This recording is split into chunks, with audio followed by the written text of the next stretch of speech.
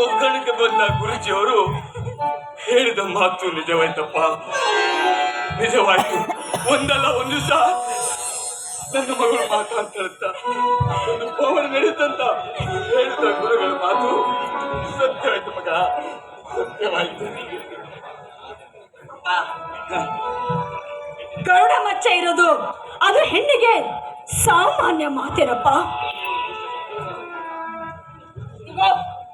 ಆ ದುಷ್ಟ ಶಕ್ತಿಯ ವಿಷಸರ್ಪದ ಹಾರವನ್ನೇ ಕಿತ್ತೆಸ್ಕೊಂಡು ಬಂದಿದ್ದೇನೆ. ಇನ್ನು ಮುಂದೆ ಆ ಪಾಪಿ ಆಟ ನಡೆಯೋದಕ್ಕೆ ಸಾಧ್ಯನೇ ಇಲ್ಲ.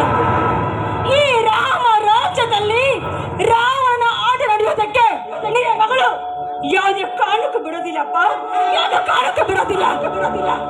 ರಾವಣನ ಸಂಹಾರ ಅಂದು ರಾಮನಿಂದಾದರೆ ಇಂದು ರಾವಣನ ಸಂಹಾರ ಈ ಸೀತೆಯಿಂದಲೇ. ಇದು ಶತಸಿದ್ಧ, ಇದು ಮೂಕಿಯ ಶಪಥ.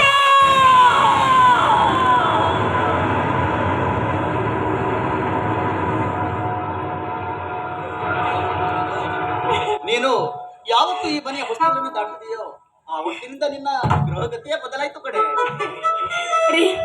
ಎಲ್ಲವೂ ಕೂಡ ನಿಮ್ಮ ಆಶೀರ್ವಾದ ರೀ. ಆ ದೇವಿಯ ಪೂಜಾ ಫಲದ ಫಲವೇ ಇದಕ್ಕೆಲ್ಲ ಕಾರಣ. ಇನ್ನು ತಡೆ ಮಾಡೋದು ಬೇಡ, ಹೋಗಿ ಮೊದಲು ದೇವಸ್ಥಾನಕ್ಕೆ ಅಮ್ಮನವ್ರಿಗೆ ತುಪ್ಪ ದೀಪ ಹಚ್ಚಿ ಅರ್ಚನೆ ಮಾಡಿಸ್ಕೊಂಡು ಬಂದು ನಂತರ ವಿಶೇಷವಾಗಿ ಹಬ್ಬ.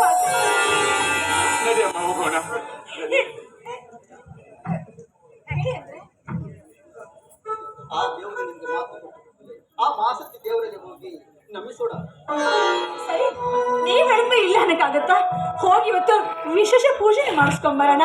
ಎಲ್ಲವೂ ಕೂಡ ಆ ದೇವಿಯ ಅನುಗ್ರಹವಲ್ಲ. ಬನ್ನಿ ಹೋಗೋಣ.